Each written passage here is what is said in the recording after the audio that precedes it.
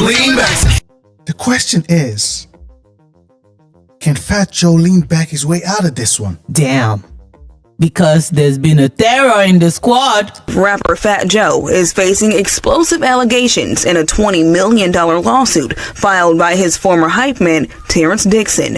The 157-page complaint, which includes a trigger warning due to graphic details, accuses the artist of sexual manipulation, racketeering, and years of abuse behind his music empire.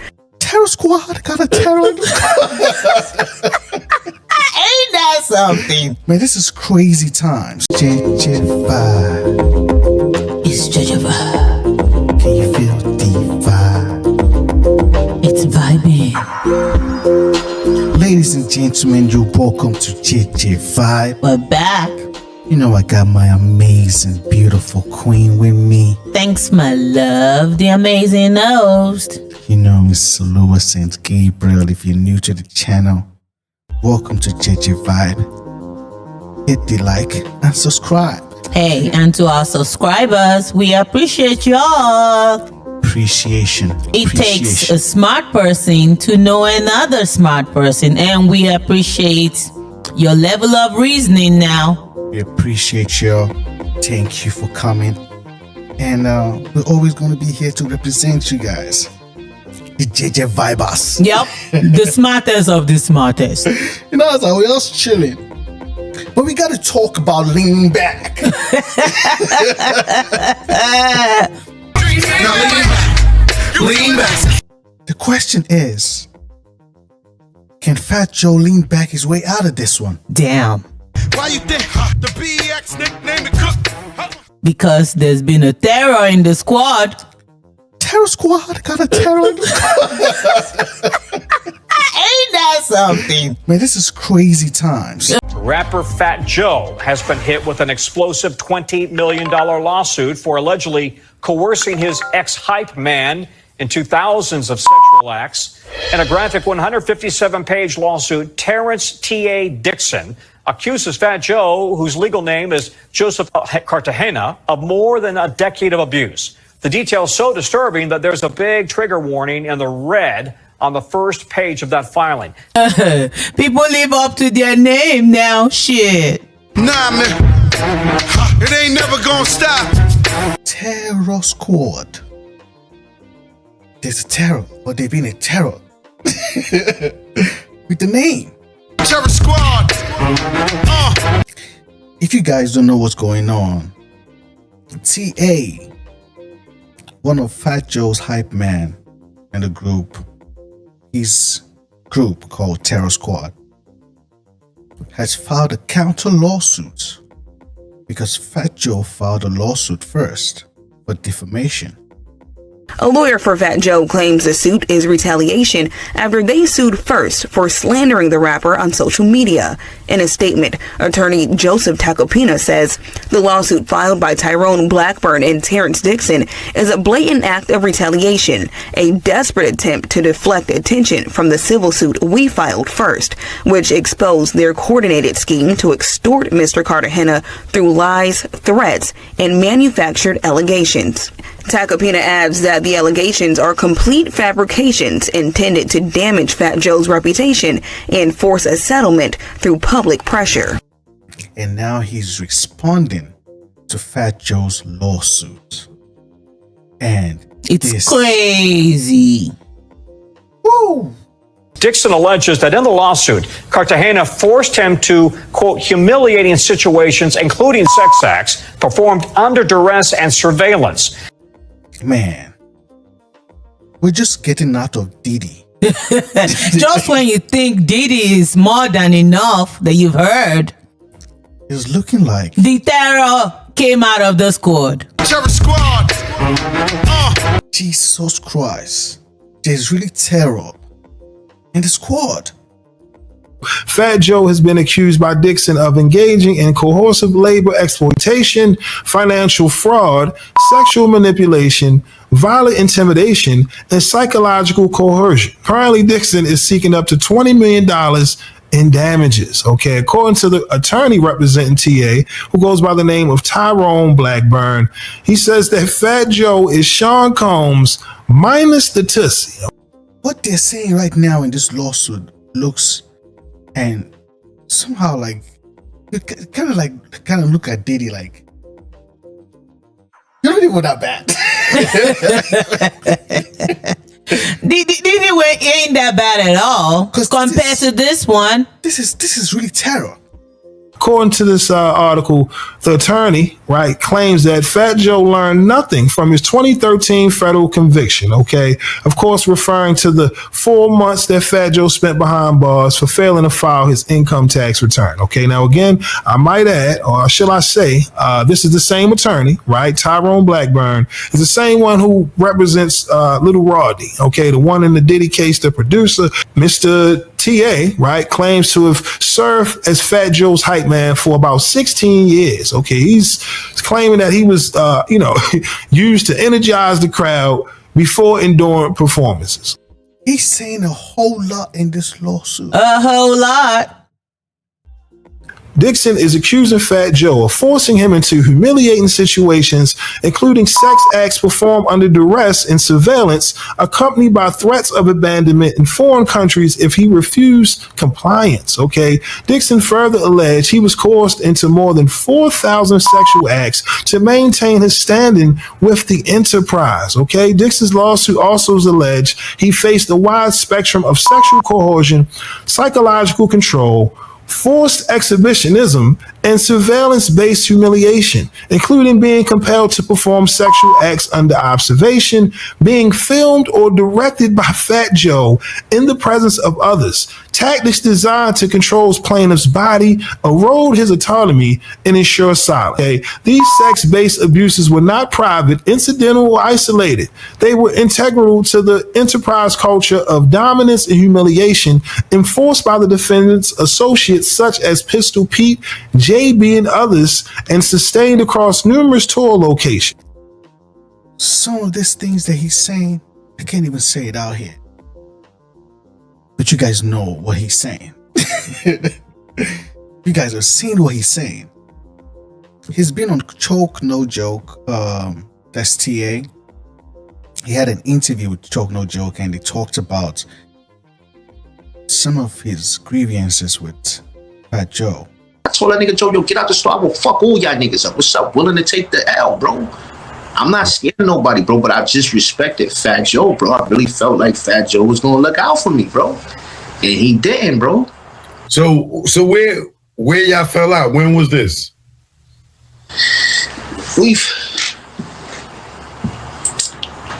Looking back, Choke, I'm starting to feel like when I quit on him 3 different times, he always kept it deep down inside and said, I'm gonna get this nigga back some way, somehow. Right? But I made up for that, bro. Like, yo, bro, I went to Asia 2 times without you, bro. You never got on a plane. One time we got threatened. They said they're gonna cut our heads off. And you didn't get sued because I came up with the master plans 2 times. I went hard for you. I wrote 3 albums, then some. I formatted all the way up on a plane coming back from Australia. And you can see that he's a fan who's like, I adore you.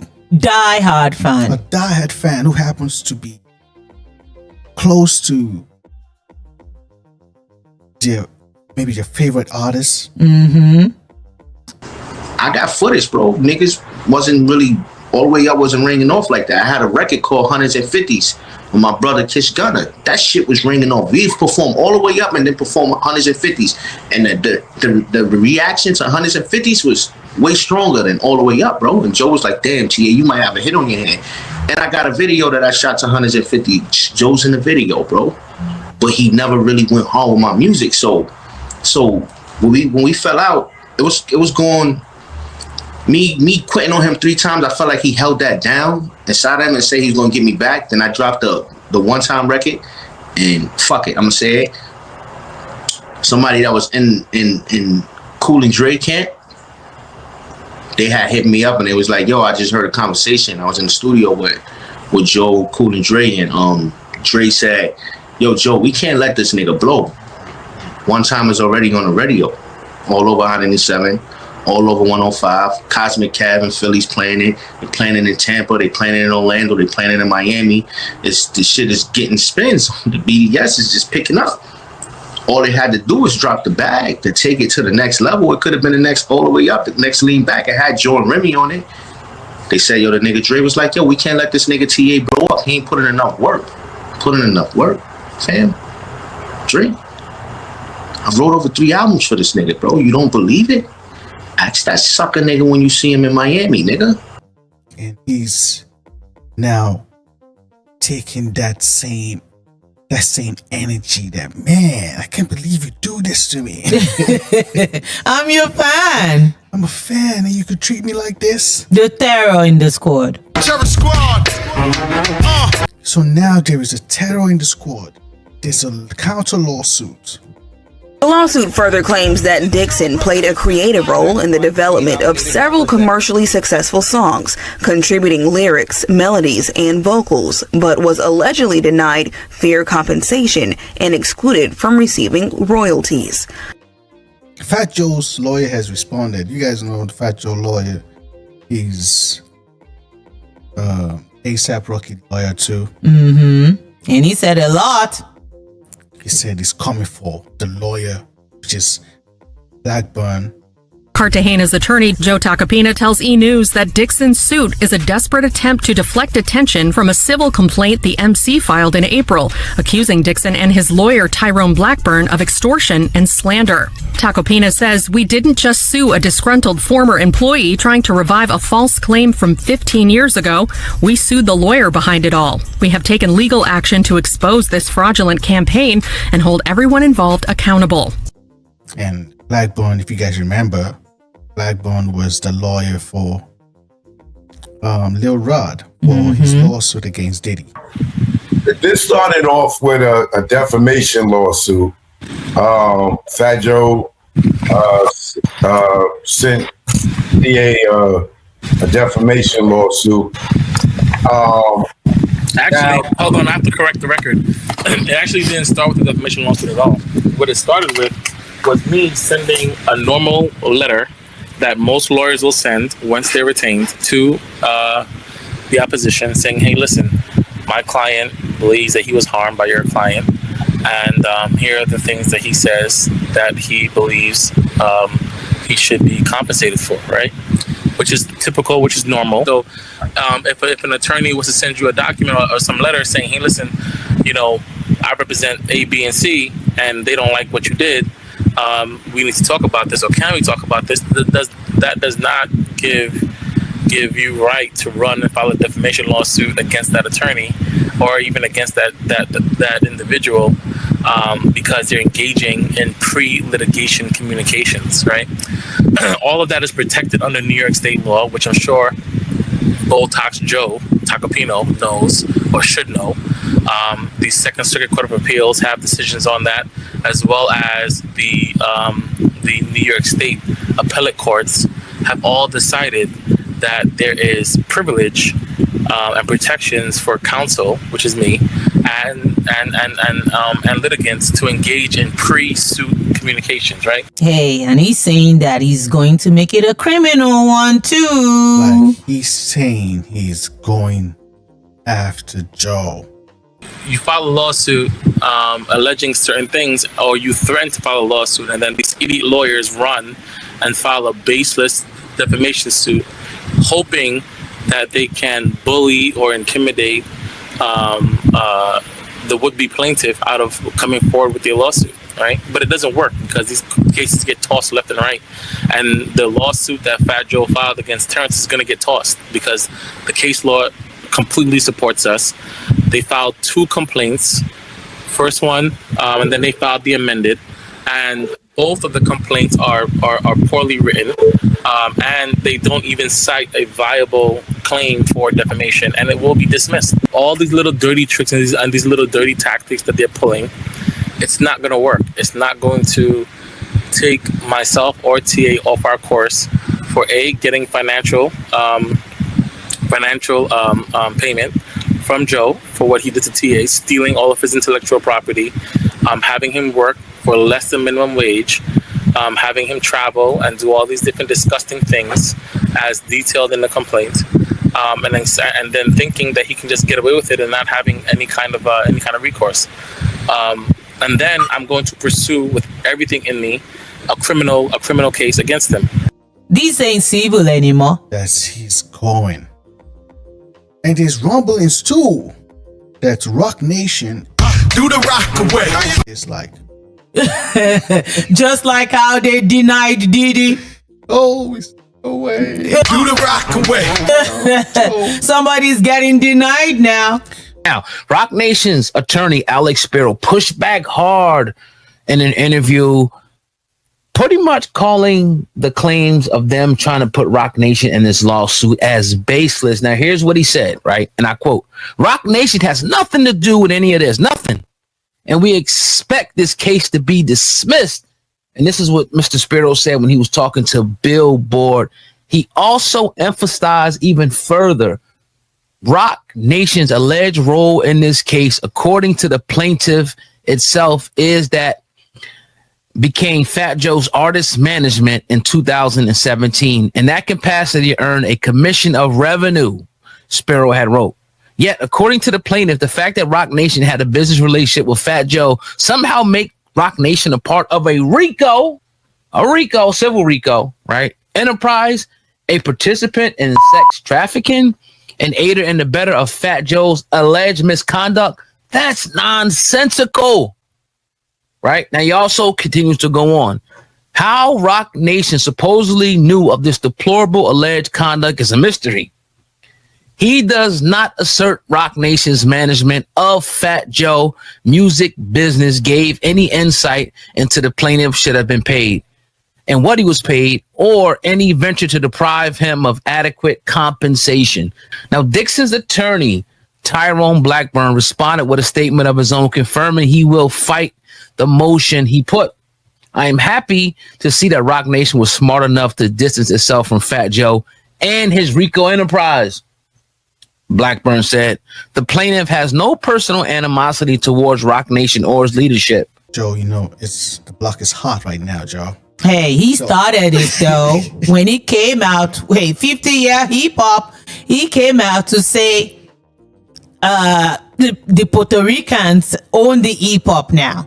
You know, I tell you, I never really fuck with Twitter, but I go on there to see. They always hating on me and shit. And they said they've been like lately talking about Latinos wasn't in rap and this. These guys are fucking delusional. We're from the Bronx, New York. Shit happens. And so when hip hop started, it's Latino and black, half and half. But they going at me because I'm like the only Spanish dude, like really with a big voice.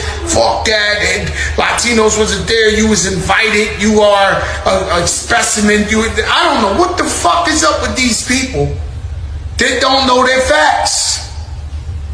And so out of nowhere this morning, somebody sent it to Tony Sunshine. He sent it to me. I got a little video. I posted. And it's only a few Latinos in hip hop. And we got the drum beat going, and this talks about Charlie Chase and Ruby D and Whippy Whip and this. These are all. Man, Joe has been saying some shit. Crazy shit. And you look at it like, is it this whole shit you forgot? I did it all, I put the pieces to the puzzle. That you teared your way into the culture. This long, I knew me and my people was gonna bubble. You forgot? Fat brother with they was the logo kids. How could you forget? And someone is bringing a lawsuit to remind you. Mm-hmm. This is a reminder, Joe. Hey, if Drake can be booted, oh man, it's up for everybody. Everybody's up for grabs. Listen, y'all. Apparently, SeaWorld is now throwing rap concerts. That's right, y'all. Y'all heard that correctly. Okay, as you can see here, this was a clip from Soulja Boy and Bow Wow's performance last week at SeaWorld. And as you can see, they up there having the time of their life. Look at my man right here. Look at him. Yeah, I don't know what they got going on at SeaWorld, but apparently people messing with it. All right. And just to make sure I wasn't tripping, because I'm like, hold on. I knew nothing about these rap concerts going down at SeaWorld. Like I said, I went on the website just to see, was this just a, one shot type of thing? You know what I mean? No, apparently they're doing a series of shows. And as you can see here, Fat Joe, he just performed yesterday. Okay. Now, again, if you clicked on the video, you wonder, where's the video of Fat Joe? Well, apparently, a fan who attended Fat Joe's performance at SeaWorld yesterday, they're saying he had a lackluster performance, man. No bullshit. Let me get y'all the clip. But check it out, man. This is a fan's video uploaded on social media claiming that fans were uninterested in Fat Joe's performance, man. It's crazy. Apparently, they say that fans were seen walking out during Fat Joe's performance. But as you can see here, they weren't turned up like that Soulja Boy and Bow Wow set. You know what I mean? But as you can see here, man, you see fans walking out. I mean, this is SeaWorld, okay? But again, like I said, the person who uploaded this video, they definitely made sure to let everyone know. Look at the caption, people leaving, you know what I mean? And even at the top of the video, it says, Fat Joe never coming back to SeaWorld again. Look at him. He just... let me get up out of here and collect my check. Everybody's up for grabs. You guys were down, so like, oh, not like us. Oh, not like us. But not like us really is deeper than just whatever. It hits home for some people. Hit home. Like, there's so many things that you can reference to not like us. So it's not just... It's dynamic, it's moving. And in this case, Fat Joe, man, you're not like us. Because what we're hearing right now is like Drake, oh, he's a minor. That was still an assumption. This is real lawsuit coming after you saying you did this. Yep. Dixon claims he personally witnessed Cartagena engage in sexual relations with girls as young as 15, one of whom Cartagena was allegedly in love with and contemplated leaving his wife for. He even did a BBL for one of them. Crazy. Man. Fat Joe's penance for exploitation was not limited to artists and collaborators. Throughout his time working for Fat Joe, plaintiff personally witnessed Fat Joe engage in sex relations with children who were 15 and 16 years old. Minor Doe 1. Minor Doe 1 is a 16-year-old Dominican girl residing in New York. In exchange for cash, clothing, and payment of her cell phone bill, Fat Joe would get oral X and other X acts performed on him by Minor Doe 1. On one occasion while driving in New York City, Minor Doe 1 asked Fat Joe for money to pay for his cell phone. Being notoriously cheap, Fat Joe claimed to be broke. This upset Minor Doe 1, who began yelling, cursing, and screaming. Plaintiff begged Fat Joe to pay the minor's child's phone bill, which was less than $100. Minor Doe 2, a Caucasian female, she was not a United States citizen. Fat Joe began having X relations with Minor Doe 2 when she was 15 years old after a concert overseas. Defendant flew Minor Doe 2 to New York City and Miami, Florida. On multiple occasions due to Minor Doe 2 body being adolescent and not fully formed, defendant, aka Fat Joe, paid for her to get a Brazilian butt lift. What? Minor Doe 2 eventually left Fat Joe and is now married to a professional athlete. Here's a picture of her right here. You can't put it on there, but here are the pictures of her. Minor Doe 3 with her friends from high school, the same time she is being trafficked by Fat Joe. Minor Doe 3 is a Latino female who met the defendant when she was 15 years old, turning 16. According to plaintiff, Fat Joe was in love with Minor Doe 3. He even contemplated leaving his wife. Fat Joe paid all of Minor Doe 3's bills and even took her overseas to his tour shops. He brought her to Florida and would put her up in a condo he rented a few blocks from his house from his wife. In a recorded conversation, Minor Doe 3 and her 15-year-old cousin describe in detail to plaintiff how inappropriate it was for Fat Joe, who was in his late 30s at the time, to be fawning over children. Man, this is diabolical. Now she was only 16, I had to nurture that. The lawsuit is crazy. The defendant sees no shame in his depravity towards children. Defendant Cartagena has demonstrated disturbing lack of remorse and discretion regarding his predatory behavior. Rather than conceal his actions, he has on multiple occasions alluded to openly referencing sexually inappropriate conduct in his public persona and artist output. In this song entitled She's My Mama, She's my mama. She's my baby.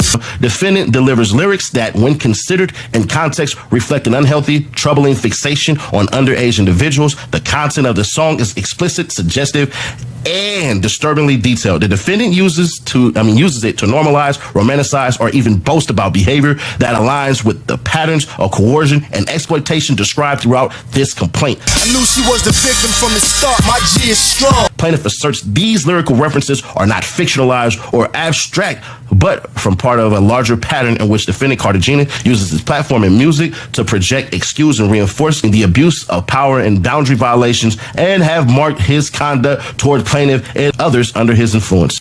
That's the game that I hit it with to leave her confused. In the relevant part, defendant says that she was only 16. I had to nurture that. Gave her some growth. Waited till I touched the cat. She gonna have to work if she gonna get ahead. That she drove me berserk when she gave me some head. She told me she learned that from the porno flicks. I said, Mommy, stop talking. Just suck on this. I ain't said a name yet, so let's say she nothing. Now watch me turn this nothing into something. Get it? Mommy, get in that kitchen. This is free base. Just cook it till it's hard, then cut it to ace. Take a trip cross town to see True. Just get the money, don't listen to that nigga. Think he cute. See all this money we got going shopping, Louis Vuitton and Gucci, we got it popping. We hit the clubs on some Clico receipts. See the respect you get just from being my bed. Look, see them they slick, see them they sick just to be in your shoes. That's the game I hit her with to leave her confused. I'm just using her for paper. She want a man. I'm about to see my other B. I hope she understands. Based on this information and beliefs, She's My Mama was written about M.3, who confirms engaging in many of the acts outlined in the lyrics. And according to the lawyer, he's saying he'd left some of the crazy things. That there's more. We on some bullshit right now. And he's looking to sue for criminal. He's looking to.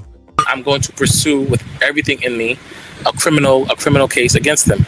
I'm going to every prosecutorial office that this world has, including international.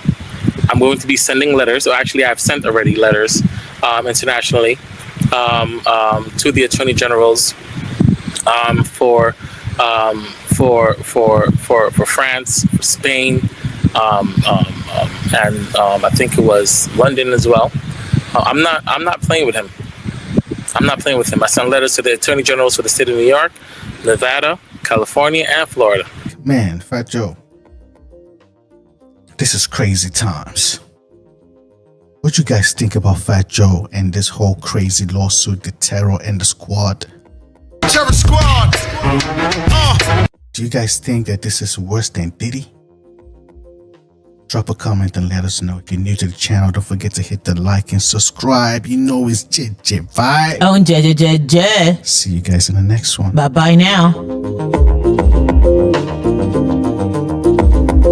It's JEJE Vibe. It's JEJE Vibe.